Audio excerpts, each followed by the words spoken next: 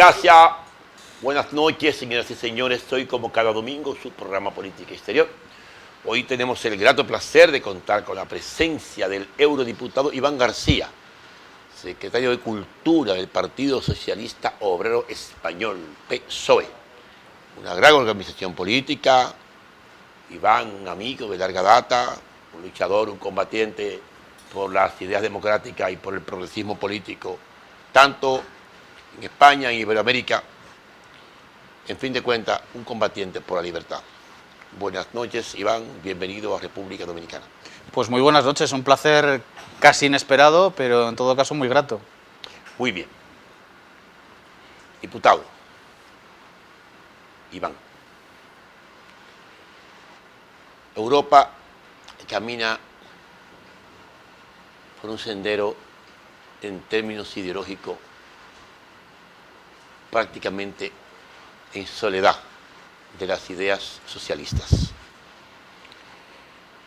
Pienso que el Partido Socialista Obrero Español liderea el movimiento de organizaciones de ese pensamiento en el viejo continente. ¿Cuál es el futuro de la socialdemocracia europea? ¿Cuál es tu lectura de lo que se presume, de lo que se lee en las próximas elecciones que se producirán en Alemania, tras la salida de Angela Merkel como la larga y dirigente histórica de esa gran nación nórdica? ¿Qué posibilidades tú le ves al SPD, al Partido Socialdemócrata Alemán, de poder recapturar el poder tras una prolongada alianza con la Merkel en la jefatura de la Cancillería alemana? Bien, pues en primer lugar hay que hacer una reflexión, que es que el propio modelo europeo es consustancial a las siglas que nosotros representamos. El modelo europeo es una creación fundamentalmente en coalición o en pacto entre la democracia cristiana europea y la socialdemocracia europea. De la familia social cristiana muchas veces no se habla, pero es verdad que si bien se está todo el día anticipando el fin de la socialdemocracia o la crisis de la socialdemocracia en Europa, hace tiempo que los demócratas cristianos, excepto en Alemania, es verdad, están prácticamente en retirada en toda Europa y nosotros seguimos aguantando y seguimos siendo competitivos en muchos lugares, entre otras cosas porque representamos las viejas ideas de siempre, como digo, de Europa, ¿no? El Estado social, el Estado de Derecho y el respeto también al Estado, al Estado con el imperio de la ley. Y como has comentado, es cierto que en este momento España es de alguna forma el gran país que está liderando el pulso del movimiento socialdemócrata en Europa. Nuestro presidente Pedro Sánchez es la referencia fundamental de la familia socialdemócrata. Intentamos además que nuestro gobierno acabe de asentar precisamente un modelo alternativo al modelo neoliberal, que por cierto desde el punto de vista de las ideas, desde el punto de vista sobre todo del academicismo, de la intelectualidad, está teniendo un nuevo vigor, como corresponde a todas las consecuencias que hemos vivido en este tiempo de la falta de Estado y de la falta también de una solidez suficiente en los estados de bienestar en la parte de la salud, después de la pandemia que hemos vivido y la necesidad que tenían también esos países de políticas públicas para volver a retomar el vigor y para que mucha gente, muchas capas de la población no se quedaran fuera. En fin, creemos que hay un futuro por delante. Hablando de las elecciones en Alemania, es verdad que venimos... Pero escúchame que te intercepte. Sociológicamente hablando, ¿cuál es la razón?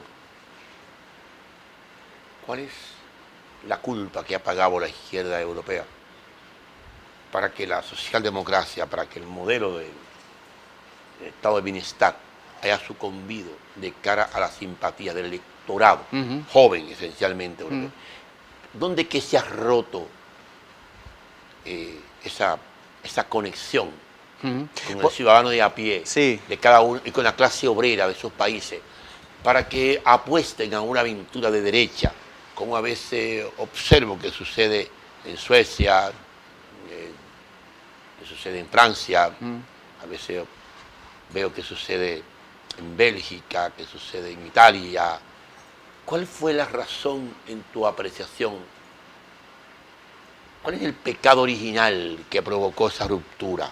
Bueno, yo creo que hay dos cuestiones. Una que tiene que ver con coyunturas muy localizadas en cada uno de los países, que a veces se nos escapan, y que tiene que ver en muchos casos con siglas que también y organizaciones que también van teniendo su desgaste a lo largo del tiempo.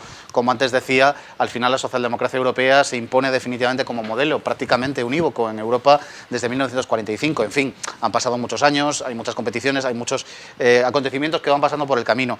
Y en segundo lugar, evidentemente, ha habido una gran ofensiva por parte del neoliberalismo como modelo político, que de alguna forma también nos arrastró, a unos más que a otros, pero nos arrastró a muchos de los partidos europeos a defender políticas que en principio no se correspondían a nuestra naturaleza, ¿no? Aparte... Lo que te quiere decir es que algunos partidos socialdemócratas europeos asumieron algunos segmentos de las ideas neoliberales. Yo creo que sí. Y rompieron con su propia propuesta de origen, ¿no? Yo creo que sí, sobre todo en lo que tiene que ver con el adelgazamiento del Estado y con la desaparición de muchas de las políticas públicas. Y creo que al final el gran hito acabó por ser la gran crisis económica de 2008, donde mucha gente se entendió huérfana o se entendió abandonada por parte de los partidos socialdemócratas, muchos en ese momento en el poder. La desigualdad, que es, bajo mi punto de vista, nuestro gran enemigo para los próximos años, la piedra de toque social, tú quieres decir, eso, ¿no? Es la piedra de toque con la que tendremos que combatir ese otro modelo alternativo del sálvese quien pueda, que es en práctica lo que defiende el modelo neoliberal. Creo que fue el gran pecado capital. El Estado lo más desamparado, ¿tú quieres decir? Sí, yo creo que el gran pecado capital es ese, incluso en estados donde sigue habiendo políticas públicas muy activas, una gran presencia del Estado, una gran cobertura social, como la Unión Europea. Sin embargo, vemos como los índices de desigualdad social, que los índices de inequidad siguen siendo bastante altos, mucho más altos que antes del 2008. Y ese es nuestro gran reto en adelante, incluso en España, que se están implementando políticas públicas muy potentes, inversiones muy potentes, la mayor inversión pública de la historia después de la pandemia. Tenemos un déficit y tenemos un hándicap que combatir y que ganar con la inequidad social. Pero ¿dónde estuvo la falla del estado de bienestar en Europa? ¿Dónde estuvo el error en la conducción política y económica? En la ausencia de innovación, en un estancamiento del modelo económico, en el estatismo, en la incapacidad para adaptarse a los nuevos tiempos, al nuevo orden económico mundial, o fue que rompieron completamente con sus bases sociales, con los trabajadores, con la juventud, con las mujeres, con los productores agrícolas. Fue que tras la caída del muro de Berlín, digamos, la palabra socialismo pagó el costo político de la impopularidad que significó el fracaso del socialismo de Europa del Este. ¿O piensas tú que además de esa palabra que perdió impacto de moda, bueno, que perdió fragancia en la juventud, ¿no piensas tú que también faltó capacidad de cambio en la conducción tradicional de esos estados de bienestar? Fueron acumulando deuda, fueron acumulando incapacidad de operatividad de los estados, fueron acumulando agotamiento en el modelo de manejo de la lucha contra la corrupción, en algunos casos. Bueno, ¿o fue un poco de todo? Creo que sí, todos los datos o todos los elementos que estás ahora resaltando, todos al final se acaban conjugando. Pero yo creo que fundamentalmente tiene que ver, efectivamente, con que nuestro modelo no se adaptó al mismo tiempo que la propia sociedad cambiaba de forma vertiginosa. Incluso las propias estructuras económicas son muy diferentes de las que eran a mediados del siglo XX. Estamos hablando de una economía que está fundamentalmente financiarizada, que está digitalizada. Es decir, los mismos esquemas en los que se basaba al final la redistribución de la renta y la riqueza en los estados sociales, que son fundamentalmente los esquemas impositivos, no estaban adaptados a una nueva realidad y de alguna manera se creó una anemia. Al mismo tiempo que, como digo, creo que importamos modelos ajenos a la tradición socialdemócrata alrededor de algunas de las grandes banderas liberales o neoliberales más bien, que nos han venido, yo creo que muy mal y que hemos acabado pagando. Eso por una parte. Un exceso de modernización en ese caso, ¿no? Sí, yo creo que... De actualización. Sí, ¿no? Y que hemos confundido probablemente Los roles. modernización con desaparición de las políticas públicas y con desaparición de las administraciones públicas, que consustancialmente es un modelo, como digo, antitético a lo que nosotros representamos. Si dejamos de ser lo que nosotros somos, es muy normal que los demás dejen de vernos como una opción alternativa a ese modelo. Una distorsión en tu lectura de la naturaleza de la propia propuesta de cara a la gente. Sí, yo creo que se desnaturalizó la socialdemocracia como tal en tu lectura. Sí, que nos desdibujamos, si no quizá desde el punto de vista material, desde luego desde el simbólico. Y hay mucha gente que en un determinado momento, cuando las sociedades empezaron también en Europa a hacerse más desiguales, nos miró y no nos vio como alternativa. De hecho, el surgimiento de los populismos también, al principio populismos relacionados con movimientos de izquierda, pero que al final han acabado por asentarse en los dos ámbitos, son también un fenómeno fundamentalmente de este momento en Europa. Pero déjame que te conteste la última de las apreciaciones con parte alemana. Sí, no, y a la caída del muro de Berlín. Sí. Yo creo que la concepción cultural, y eso se ve muy claramente, del este de Europa no es la de Occidente. Yo creo que en Occidente no se sigue, se sigue pensando en el socialismo democrático de la misma forma que se pensaba antes. No tiene esa connotación que efectivamente sí veo que se tiene en los países del este. Es decir, que de alguna manera cuesta todavía romper esa identidad o identificación entre estatalización, entre políticas públicas con el modelo comunista anterior, ¿no? Lo cual es un error, pero que efectivamente está en el imaginario público. Hablando de Alemania, creo que ahora hay una gran oportunidad. En la naturaleza social de cada uno de esos países, sí, de Europa del Este, sí, existe esa cultura. Sí existe, y es verdad también que ¿Una cultura política o una cultura social? Una cultura social. Y creo también que hubo muy mala experiencia por parte de algunos gobiernos de partidos socialdemócratas que tuvieron el poder muy rápidamente en países como Bulgaria, como Rumanía, como Hungría, y que sin embargo fundamentalmente la corrupción acabó por diseminar, ¿no? Sin embargo, en los países euroasiáticos no es así.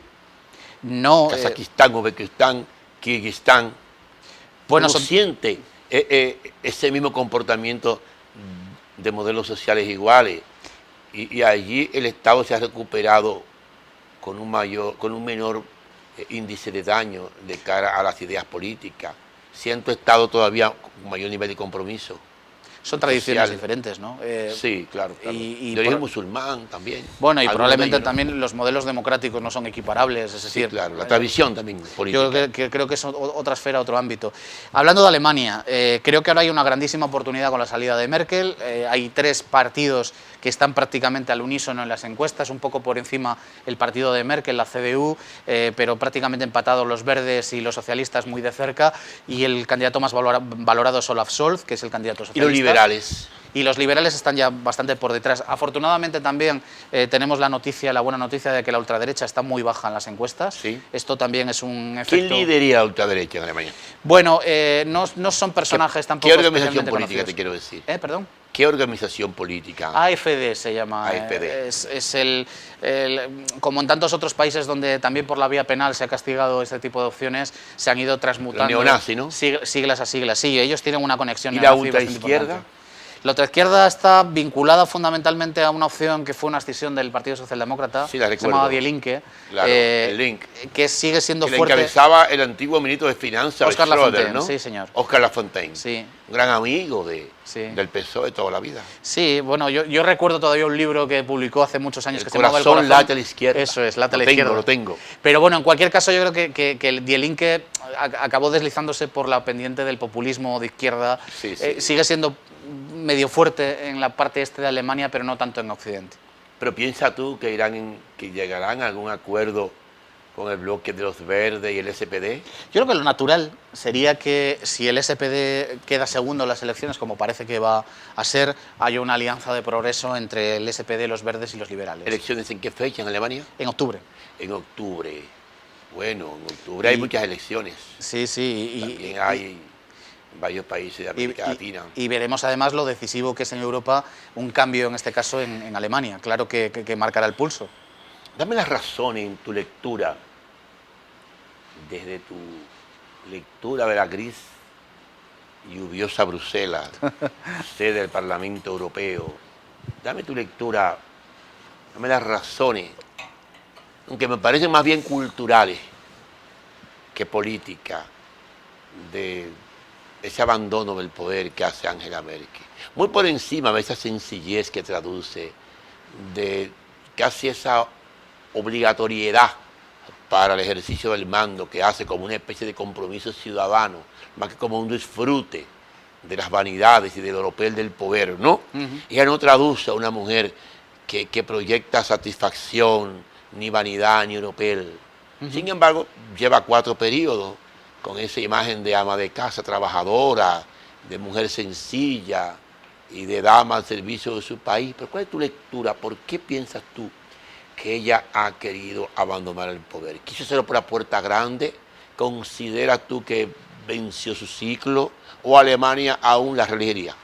Bueno, primero tengo que decir que Angela Merkel es una científica de prestigio en Alemania. Lo sé. Quiero decir que es verdad que ella ha cultivado... Y su esposo igual. Ha cultivado el perfil de sencillez, pero es una persona con un bagaje intelectual muy importante, claro. Y que creo...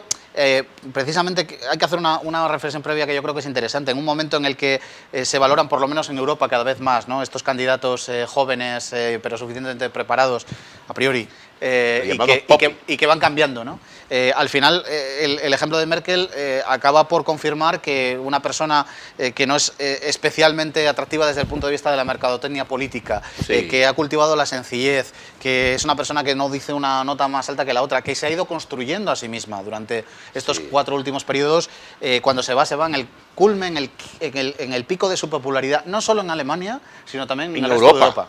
Y yo creo que se va fundamentalmente... Y representa a la mujer de Estado en el mundo. Sí, sí. Es la lideresa más grande de todo. Y creo que se va supera a la inglesa, a la... Bueno, hombre... y además es otro modelo completamente diferente.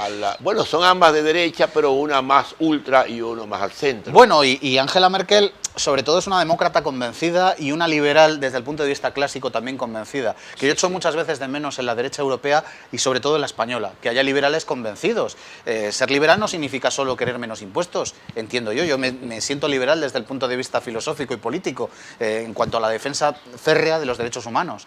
Ella es una persona que defiende los derechos humanos, que en un momento en el que todo el mundo estaba pidiendo que echaran a los inmigrantes al mar, se comprometió y en algún momento también pagó el peso político y el precio político de defender políticas humanistas. Y yo en ese sentido creo que en el resto de Europa estamos también muy agradecidos a Angela Merkel. Ella se va, como digo, en el pico de su popularidad y se va fundamentalmente, creo que porque quiere. Yo lo lamento profundamente porque creo que hoy es mucho mejor política y dentro de 4 años seguramente lo fuera todavía mucho más de lo que era cuando llegó. Tiene un punto luminoso en su gestión y es el cambio de la matriz en la producción de energía en Alemania. Apuesta a la energía limpia, apuesta a eliminar los combustibles fósiles, apuesta lógicamente pues a eliminar la energía nuclear.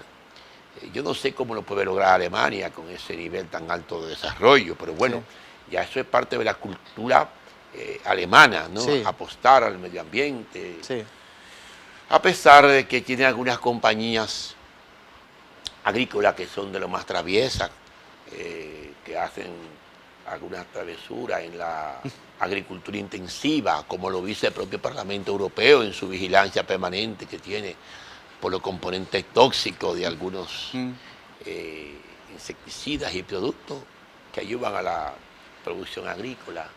Allí se cuece de todo un poco, ¿no? Es una sociedad muy abierta, con una economía muy sólida, y dentro de su espacio liberal ella es lo más progresista que pueda haber, encuentro yo, con un elevado espacio ético en su comportamiento, en su actitud, una sencillez que ya quisieran muchos tener bajo su mando, ¿no? Pero me llama la atención, ¿no piensas tú que habrá afectado a la socialdemocracia alemana esa cohabitación durante 3 o 4 periodos con Merkel en el ejercicio del poder, ¿no? Porque tenía un excelente ministro, creo que era de finanzas, Sigmund Gabriel se llamaba, ¿no? Sigmund Gabriel, Sigmund Gabriel, ¿no? De un momento a otro como que se apagó, no lo siento, en el liderazgo político del SPD. Sé que hay un nuevo líder y sé que tienen una pequeña posibilidad en una macroalianza ahí que fue a llevar a cabo. Schröder fue el último gran líder del SPD, hizo una serie de reformas económicas que le han dado la oportunidad a un periodo largo. Esa liberalización en el mercado laboral que hizo Schröder ayudó mucho a la economía alemana, pero hizo mucho daño a la naturaleza del propio SPD. Porque también hay que ser franco, la economía alemana no es todo lo que se dice. Allí hay unos salarios que marcan niveles de pobreza. Allí hay salarios, bueno, allí no hay salario mínimo, tú lo sabes, ¿no? Allí hay, pues, el salario que el mercado te ofrezca. Tú puedes ganar de 800 euros hasta 2.000 euros, hasta 4.000 euros, lo que tú quieras, pero hay espacio. Eso rompió con la base, me parece a mí, del SPD, con la naturaleza social de ese partido, que fue el gran partido socialdemócrata europeo. De ahí nace la raíz, la matriz de ese pensamiento. ¿No piensas tú que de alguna manera eso fue reduciendo al SPD en su capital político, en su capital social, en su propuesta ideológica? ¿No piensas tú que el partido se transformó en sí mismo? Y que no es el viejo partido de Brandt, que el mismo Schröder, y que eso provocó la división con Oscar Lafontaine. De ahí viene la diferencia ideológica. Sí, hay dos además realidades diferentes en cada lectura, ¿no? En un análisis del prisma, o dos prismas diferentes. En primer lugar, que estamos comentando, las grandes reformas que costaron sangre, sudor y lágrimas en aquel momento desde el punto de vista político, desde el punto de vista social también, y que han dejado también consecuencias. Tú has hecho una buena mención a algunas de las situaciones que se viven también en Alemania, que no es todo oro lo que reduce. Por ejemplo, desde el punto de vista también de las pensiones, ¿no? Hubo una reducción importantísima. Brutal. Y los que empiezan ahora a cobrar las pensiones con cargo al sistema que se cambió en la época de Schröder empiezan a notarlo, que tienen pensiones con las que no se puede vivir solamente con ellas, ¿no? Es decir, que son complementarias más que resolutorias. Es decir, la gente confunde la vida del alemán de a pie con los datos de la macroeconomía. La gente confunde el crecimiento con la distribución. Es un país próspero, es más rico que los demás, tienen buenas condiciones de vida en comparación con el resto del mundo, pero tecnológicamente no es lo que era. Y en segundo lugar, no solo eso, sino que después, con la llegada, con el advenimiento de Merkel y de la democracia cristiana alemana, nosotros nos hemos implicado directamente en la gestión, compartiendo gobiernos en esas Große Koalition con la derecha alemana, que nos ha ido desdibujando progresivamente. Como digo, hoy nos enfrentamos a unas elecciones en las que no estamos muy lejos de la CDU, pero es porque la CDU sin Merkel ha bajado mucho en las encuestas y estábamos mucho más atrás, prácticamente desapareciendo, como en una suerte casi de galización, ¿no? Del Partido Socialista francés, transmutado en Alemania hasta este momento. Yo, como digo, creo que ahora hay una oportunidad de gobernar, de cambiar las políticas, de hacer otras cosas, como hicimos también en España. En España nosotros estuvimos en un momento también muy complicado, con un partido de más de 140 años, que hemos gobernado no la totalidad, pero la mayor parte de la democracia, del tiempo democrático en España, y que sin embargo estuvimos a un tris de irnos disolviendo, desapareciendo de nosotros mismos, que afrontamos una catarsis interna durísima en nuestro propio partido, y que ahora estamos gobernando y con buenas ratios de aprobación que esperamos, estamos convencidos de que serán todavía mayores. Sí, pero el PSOE supo recobrar una buena parte de sus banderas. Bueno, a veces Lenin decía que en política la suerte era una categoría histórica. Sí. ¿No? También a Zapatero le tocó un cierto espacio de fatalidad histórica, la crisis de 2008. Hay que entenderlo, ¿no? Por más buen liderazgo que tú lleves a cabo, por más buena idea que tenga, la interdependencia de las economías te afecta, y eso afecta a las propuestas, a los programas, y los pueblos con esa desesperación por vivir cada día en el marco de una calidad. Me quedo pensando, el SPD en Alemania, el estandarte de las banderas de la socialdemocracia que se expandió, que sirvió de contrapeso al socialismo leninista, ¿no? Que era el sueño de Lenin, siempre convertir a Alemania en la segunda Rusia. Me quedo meditando y estimo que a pesar de todo, Alemania se volvió un país más competitivo, que supo sobrevivir mejor la crisis que afectó casi a la totalidad de las naciones del continente europeo. Gracias a esa reforma que hizo Schröder, Sí.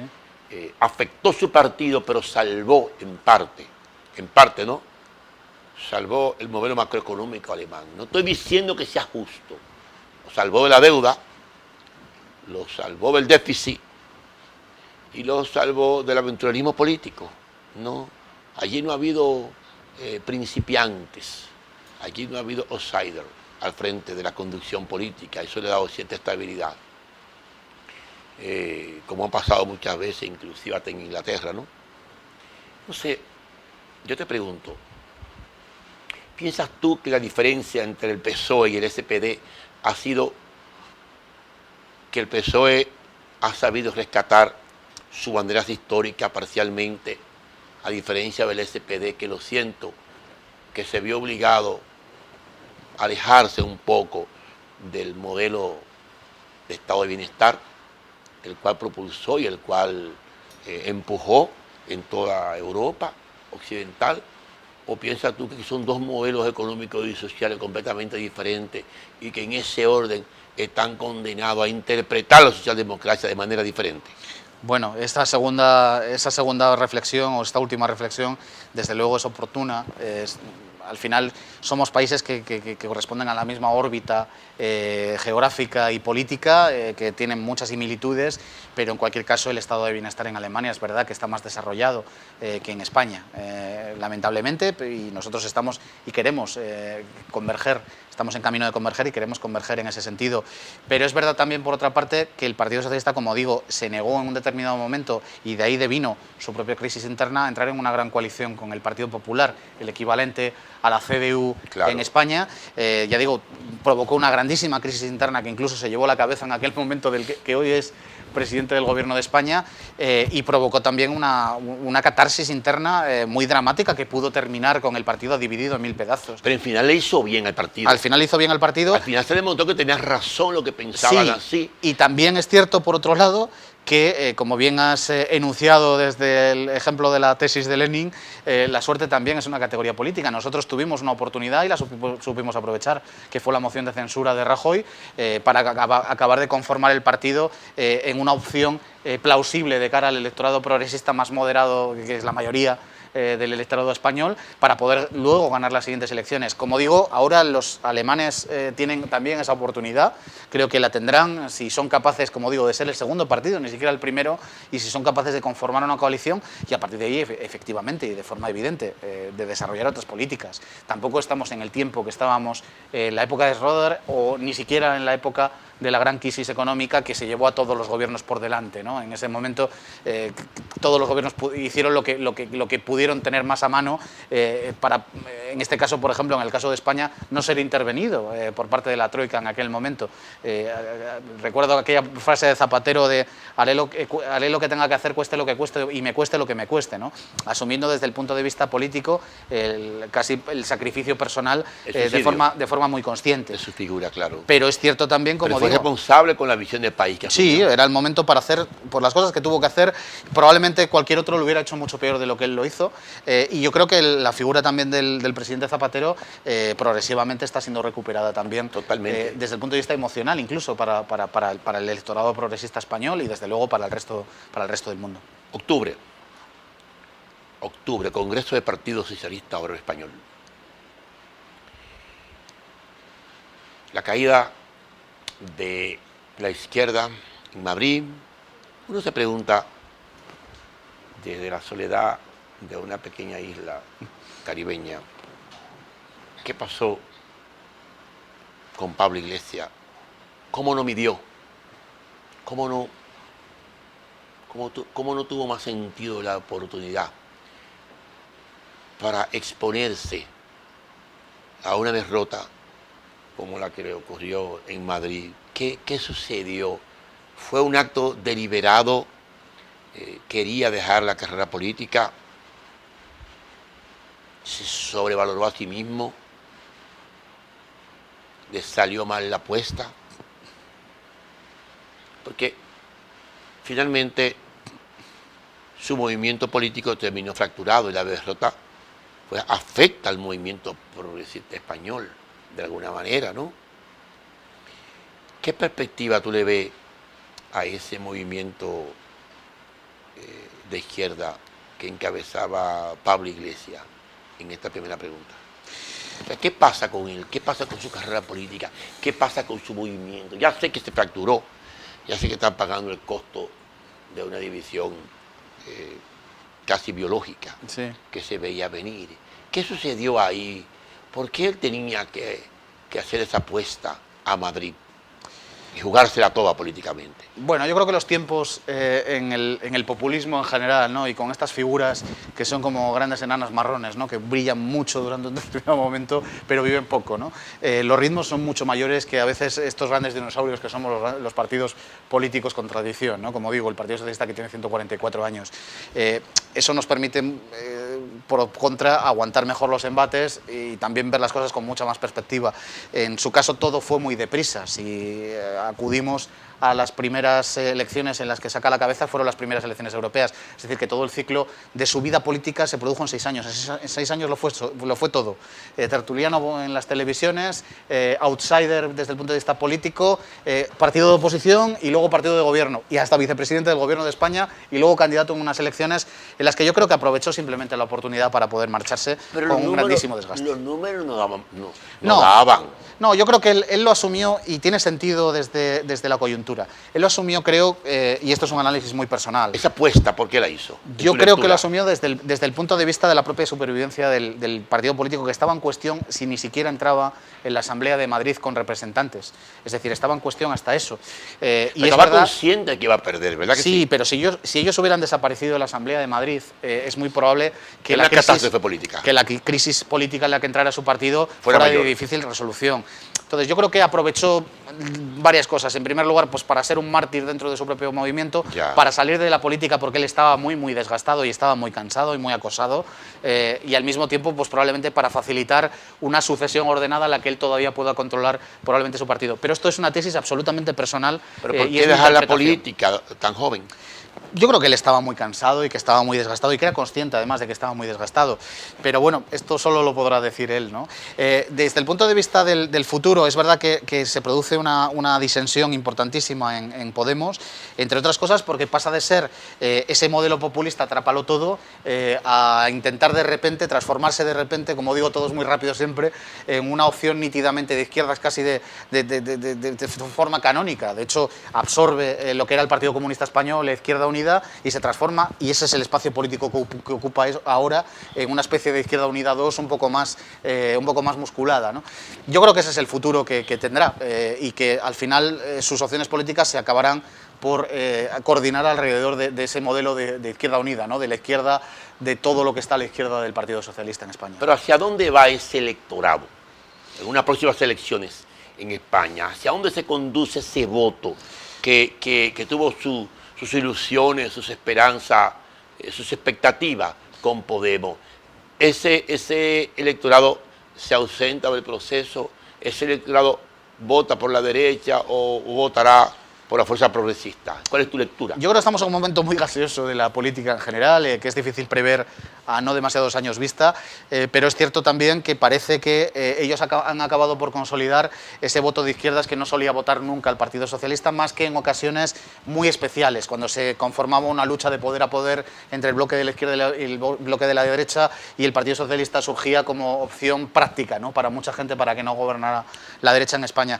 Pero también puede ocurrir que algunos se desgajen del propio sistema. Podemos, si tuvo una virtud, fue que también es verdad que movilizó mucho voto que en principio era un voto antisistema, o que era un voto que ni siquiera estaba, claro, que no participaba en los procesos. No se animaban a votar. Eso es. Que no creían en el modelo. De hecho, creo que gran parte del voto que han ido perdiendo durante este tiempo se ha ido otra vez. Es decir, que no es que se haya residenciado en el Partido Socialista, que algunos sí, no es que se haya residenciado en otras opciones políticas, sino que se han desconectado otra vez del sistema. Se han desengañado nuevamente. Sí, estamos en tiempos, como digo, en política muy gaseosos, donde, como digo, algunos de los ritmos y de las velocidades que tienen algunas de estas opciones políticas no son aquellos a los que estábamos acostumbrados, y que a veces impiden incluso hacer un análisis racional a ciertos años vista, ¿no? Háblame de Ciudadanos. ¿Por qué ese movimiento que se veía igual que Podemos ascendente, pero desde el ángulo de la centro-derecha, ¿por qué ha venido en caída libre? ¿Qué pasó? Sus expectativas, su líder, su propuesta, sus resultados. ¿Cuál ha sido la circunstancia de la caída política de ese movimiento ciudadano? Bueno, quiero recordar que en Que es un hijo Sí, de la calle, del PP, digamos, ¿no? sí, él sí, pero es verdad que Y un hijo sin reconocimiento, quiero decir. sí, sí, pero Perdón. paradójicamente es un partido que nace en Cataluña y que nace en Cataluña de los rescoldos de mucha gente desengañada del Partido Socialista de Cataluña en un determinado momento, cuando comienzan todos estos movimientos independentistas en Cataluña.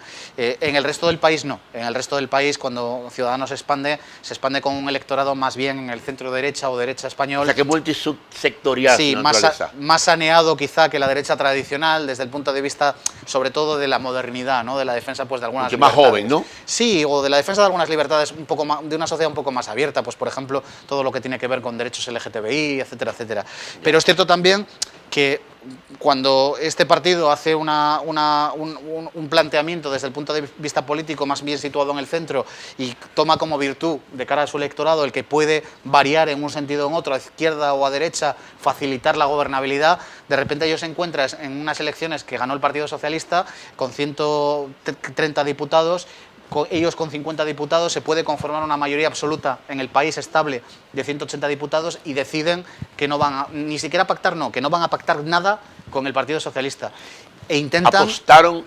Apostaron por a sí mismo. Sí, apostaron. La jugaron todas. Jugaron contra el Partido Popular, contra la derecha tradicional europea, española, a ser el sustituto y perdieron. Y fue una apuesta que probablemente estaba desde el comienzo para mucha gente, para mí mismo, evidentemente abocado al fracaso, pero no tan claramente para su líder, que en un determinado momento se vio presidente, ¿no? Hay un chiste en España que a mí me gusta especialmente porque creo que define muy bien al presidente en aquel momento de Ciudadanos y candidato Albert Rivera, que ya ha dejado también la política, que decía algo así como que Albert Rivera era el primer presidente de la historia de España, expresidente de la historia de España que no había sido presidente, ¿no?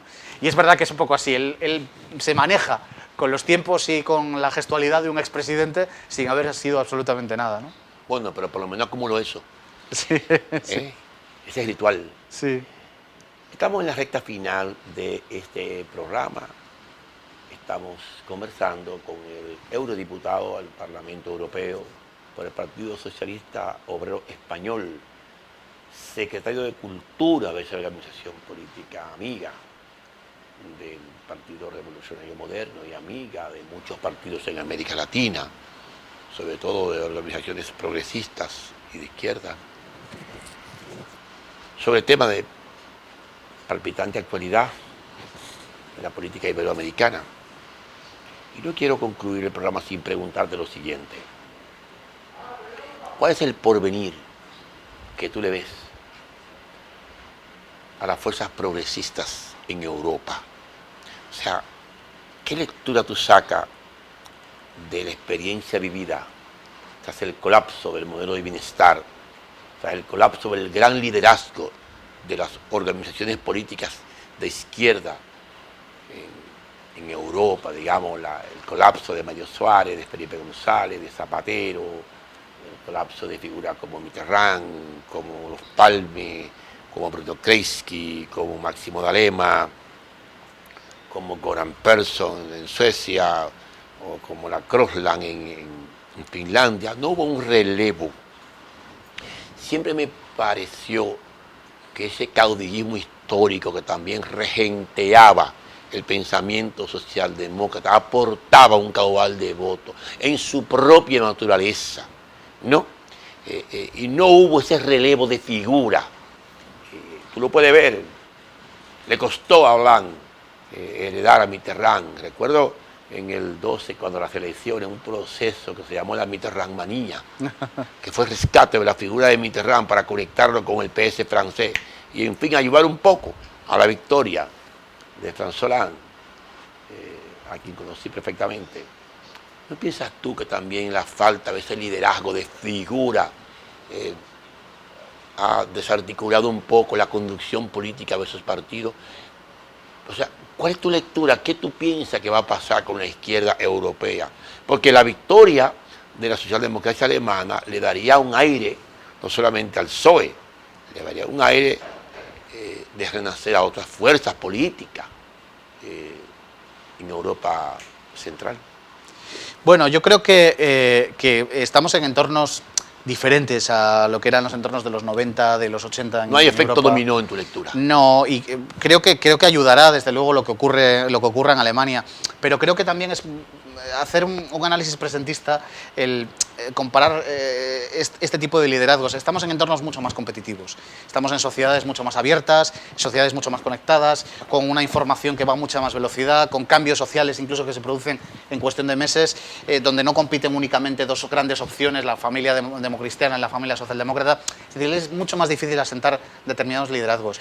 Yo creo que estamos en un proceso... Las políticas están allí, ¿no? Sí, allí está la primavera, el otoño y el verano. Sí. Y el invierno. Sí. Están todos los escenarios, estoy Sí. claro con eso. Yo creo que estamos conformando nuevos liderazgos, que estamos gobernando además con gabinetes muy aseados, ¿no? En muchos países importantes de Europa, en España, en Portugal, en Dinamarca, en Suecia. Es decir, que para estar tan mal la socialdemocracia europea estamos bastante bien. De hecho, somos la segunda familia política todavía de largo. El grupo, en grupo Europa. socialista tiene ¿cuántos diputados? Tenemos más de 170 en este momento. Sí. Somos la segunda. De el segundo 400 grupo. y pico, ¿no? No, ahora somos 706. Uf. O 705.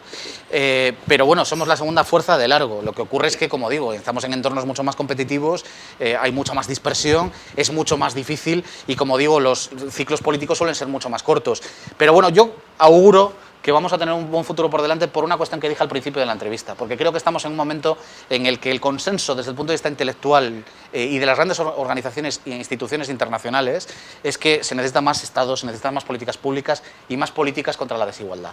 Luego, en ese entorno, en ese ciclo político, desde luego debería ser la socialdemocracia, no solo en Europa, sino que entiendo en todo el mundo, o partidos asimilables a la socialdemocracia, los que lideraran este nuevo ciclo para las próximas décadas. Yo espero que lo que hagamos ahora es reforzar mucho más los estados de bienestar en Europa. Muy bien. Señora, ha sido un placer conversar con el eurodiputado Iván García del Partido Socialista Obrero Español. Será hasta el próximo domingo cuando volveremos con su programa Política Exterior. Gracias y buenas noches. Un placer. Sabor a casa y a mis recuerdos, a tradiciones y colores de mi pueblo, el mismo aroma de todo el tiempo, el sabor que inspira y a mí me enamora.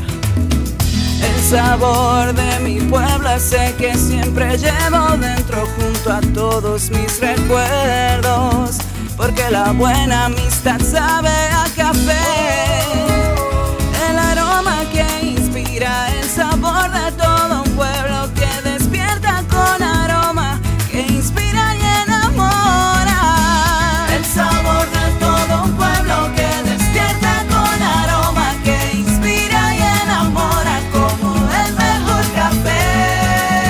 Café Santo Domingo, sabor que empieza en el aroma. Tu café de siempre. En el Ministerio de Industria, Comercio y MIPYMES celebramos la obtención de la certificación ISO 9001-2015, una apuesta seria a la calidad, incorporando estándares internacionales en nuestros procesos que elevan el valor del servicio público. Estamos dando pasos históricos hacia la transparencia y la eficiencia.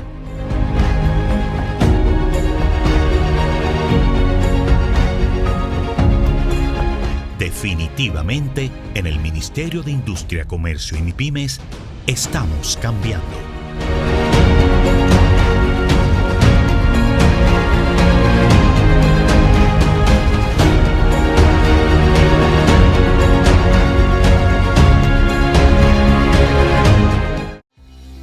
Más claro ni el agua. Único número de pago de factura al 809-562-3500, opción 1. O por la aplicación Paga Todo y todos los puntos autorizados.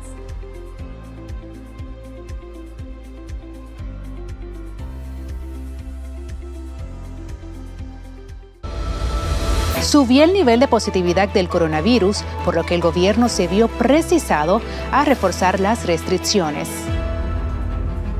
Bueno, lo del COVID es cosa chiquita, ¿no?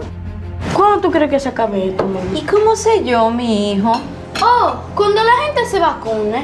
A propósito, papi, ¿tú te vacunaste? No, todavía. ¿Y tú, mami? Entonces no es verdad que ustedes quieren a uno. ¿Y cómo tú vas a decir eso, mijo? Claro, si no se vacunan, no se acaba el COVID, no hay escuela, no hay parque, no hay abrazos, ni hay de nada.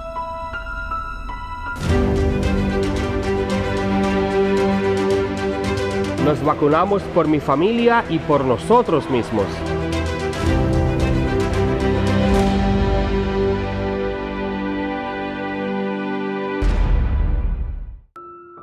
Desde la alcaldía, seguimos preparando más espacios para el disfrute de toda la familia. Espacios para compartir con nuestros niños y niñas de manera segura y digna. Ven a disfrutar de una sana recreación en parques completamente remozados, debidamente iluminados, señalizados y con nuevos juegos infantiles. No solo son parques, son momentos y emociones. Alcaldía del Distrito Nacional.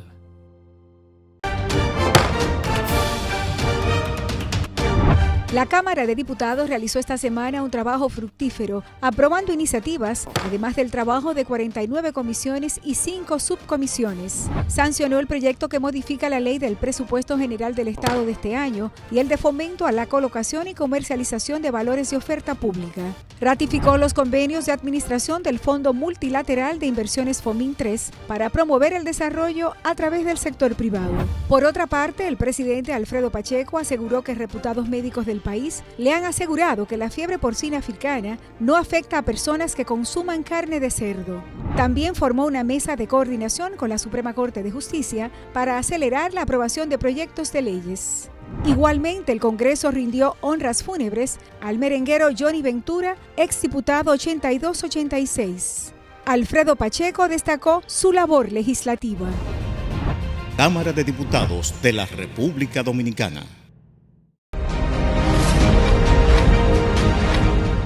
El hub logístico es una combinación de factores que busca generar negocios en un área geográfica. Entonces, la República Dominicana, por sus carreteras, por sus aeropuertos, por sus muelles, por su ubicación geográfica, tiene el factor que se llama el nearshoring. El nearshoring es la cercanía de las costas. Estamos muy cercanos del gran mercado que tiene el mundo, que es América del Norte. El mundo entero produce para venderle a América del Norte. Entonces eso quiere decir que nosotros podemos ser el receptáculo de todas esas mercancías que van hacia América del Norte, América Central y América del Sur, que América del Sur también se convierte en un gran consumidor del mundo. Y el trasiego de materia prima desde América del Sur al Asia, ser el centro de eso, es de lo que se trata, ser un hub logístico.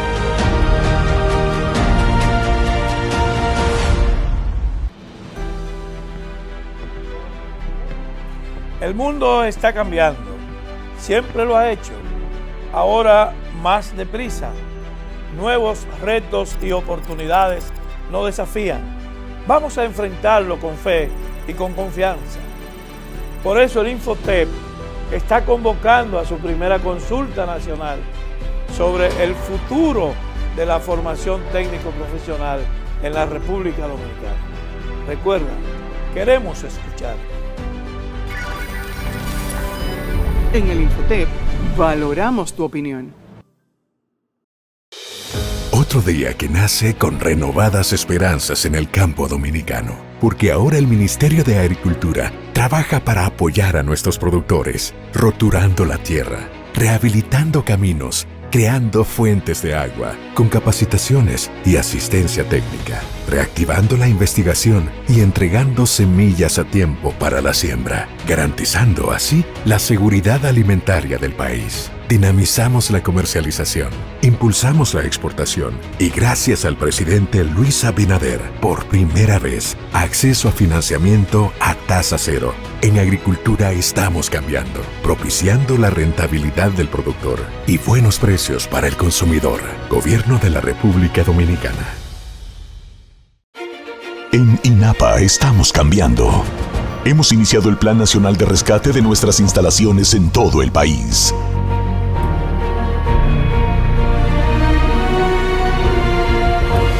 cambiando años de abandono por una nueva visión de trabajo y eficiencia. Saliendo tempranito, 5 de la mañana, hacia la provincia de Elías Piña, dando continuidad a nuestro plan de recuperación de todas las instalaciones del INAPA. Nuestra misión, llevar agua de calidad y continua a todos los dominicanos. El presidente Luis Abinader lo prometió. Ya en el barrio Vietnam de Monteplata se puede lavar cómodo sin cargar agua, gracias a la nueva gestión de INAPA. Yo soy de la Guásima de Villatapia. Tenían aproximadamente 10 años que no nos llegaba el agua. La nueva INAPA, gerencia que hará la diferencia. Gobierno de la República Dominicana.